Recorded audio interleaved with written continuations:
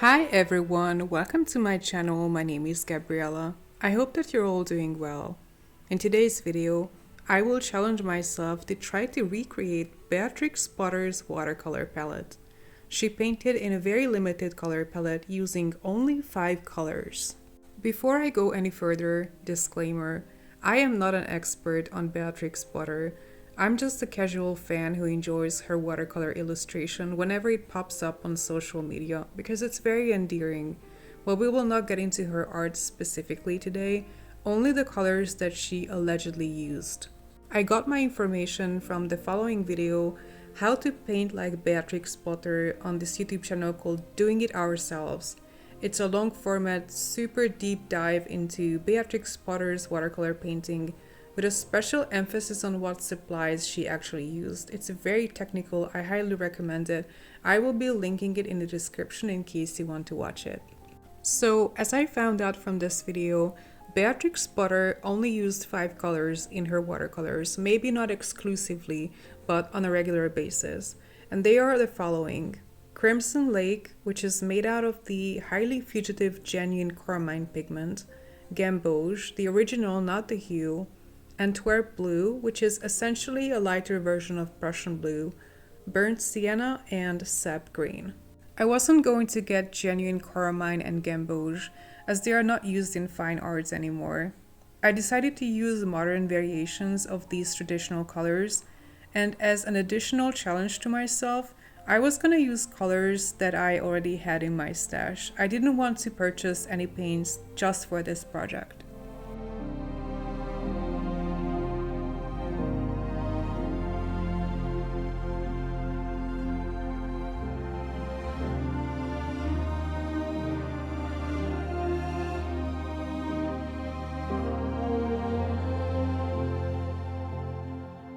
I was pretty sure about all my choices right off the bat, except for what red I was going to use for Crimson Lake. I have Crimson Lakes from both Holbein and Shinhan, and they're both absolutely stunningly beautiful. I'm especially really fond of Holbein's Crimson Lake. It's been on my palette for years. However, I found it a little too purple for carmine in this case. And then all of a sudden it occurred to me that I had a Madder Lake from White Nights that had been sitting in my stash unused for a long time, and as soon as I swatched it out on a piece of paper, I knew it was going to be the perfect choice. It's hard to explain, but it just had that vintage look that I needed in this palette. And of course I'm taking liberties here.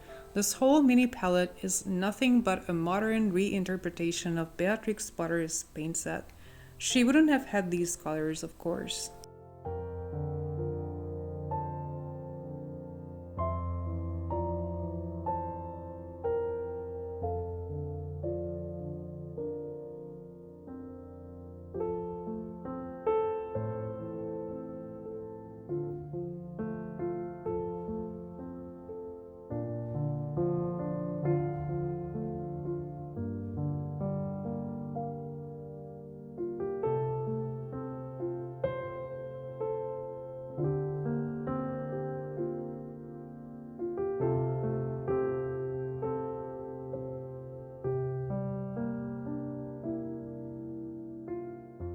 The video suggested that Antwerp Blue could easily be recreated by mixing a little bit of white into Prussian Blue, as it's essentially a lighter, slightly more pastel variation of the Prussian Blue pigment. But considering that blue is the only color here that I can create darker values with, and also for better mixability, I decided not to add white. That's another change that I made.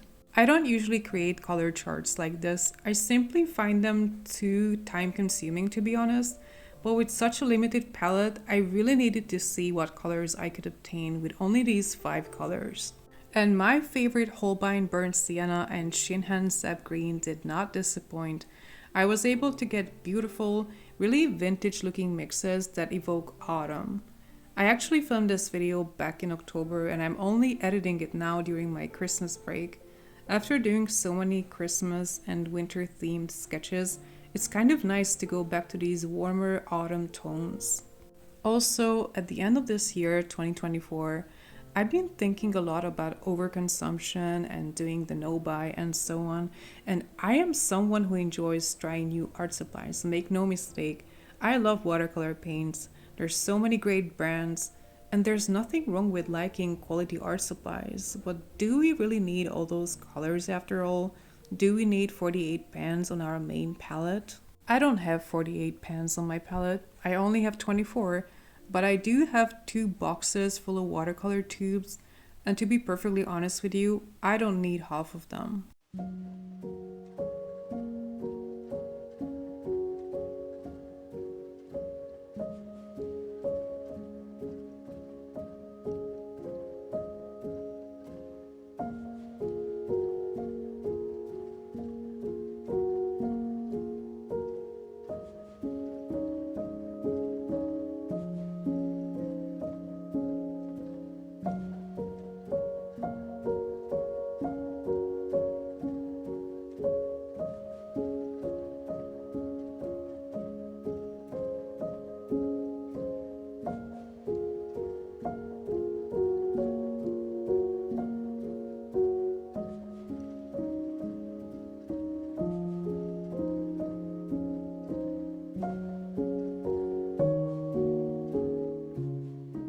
In the test painting, I didn't want to imitate Beatrix Potter's art. I just kind of painted what I was going to paint anyway in my own style. The reference picture of the hedgehog is mine, by the way. I took it with my cell phone a couple of months ago. I only added some chestnuts from pictures I found on Pixabay to add to the warmth of the palette and to make the sketch a bit more interesting. Besides this, I also filled an A4 sketchbook spread off camera in preparation for this video, as it took me a couple of days to get the hang of it.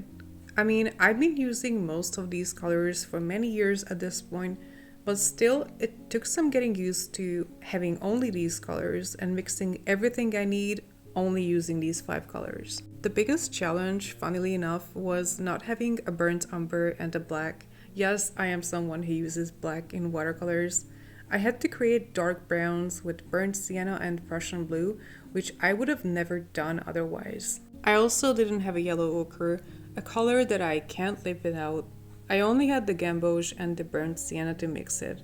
It wasn't hard, it just wasn't what I'm used to doing. This whole challenge really took me out of my comfort zone, and that's a good thing overall.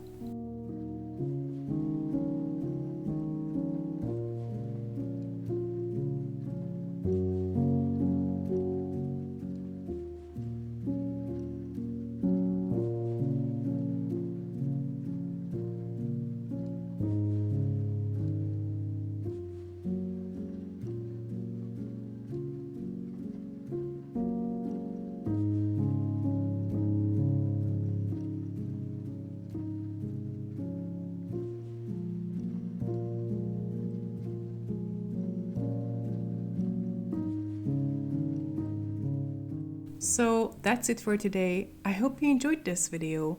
If you did, please give me a thumbs up and leave me a comment. Thank you for watching this to the end. Take care and see you next time. Bye!